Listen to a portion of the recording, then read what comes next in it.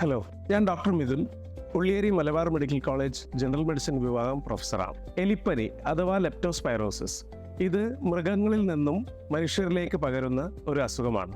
ഇത് സ്പൈറോക്കീറ്റ് വിഭാഗത്തിൽ പെടുന്ന ഒരു ബാക്ടീരിയ പടർത്തുന്ന അസുഖമാണ്. ഈ അസുഖം എലികളിലൂടെ മാത്രമല്ല മറ്റു ജീവികളായ കന്നുകാലികൾ, പന്നികൾ, നായ്ക്കൾ എന്നിവയുടെ മൂത്രത്തിലൂടെയാണ് പകരുന്നത്. ഈ രോഗാണു കണ്ണ്, മൂക്ക്, തൊലിപ്പുറം, മുറിവുകൾ എന്നിവയിലൂടെയാണ് ശരീരത്തിലേക്ക് പ്രവേശിക്കുന്നത്. ഈ രോഗാണു ശരീരത്തിൽ പ്രവേശിച്ചാൽ 4 മുതൽ 20 ദിവസത്തിനുള്ളിൽ രോഗലക്ഷണങ്ങൾ പ്രകടമാക്കാം. രോഗലക്ഷണങ്ങൾ 2 ഘട്ടങ്ങളിലായാണ് പ്രകടമാകുന്നത്. പ്രാഥമിക ഘട്ടത്തിൽ തന്നെ ഈ അസുഖത്തെ കണ്ടെത്തുകയാണെങ്കിൽ പൂർണ്ണമായും ചികിത്സിച്ച് മാറ്റാവുന്നതാണ്. പ്രാഥമിക ഘട്ടത്തിൽ പനി, ജലദോഷം, തലവേദന, വിറയൽ, കണ്ണുകളിലെ ചുവപ്പ് നിറം എന്നീ രോഗലക്ഷണങ്ങളാണ് പ്രകടമാവുന്നത്. ഈ അസുഖം 2ാം ഘട്ടത്തിലേക്ക് കടക്കുകയാണെങ്കിൽ ഇത് നമ്മളുടെ തലച്ചോറ്, ശ്വാസകോശം, കരൾ, വൃക്ക എന്നീ അവയവങ്ങളെ ബാധിക്കാം.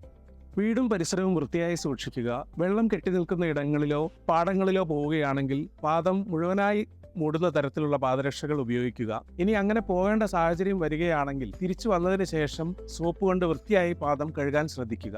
പിന്നെ മൃഗങ്ങളുമായി ഇടപഴകുന്ന ഒരു സാഹചര്യം ഉണ്ടെങ്കിൽ അത് വളരെ ശ്രദ്ധിക്കേണ്ടതാണ്.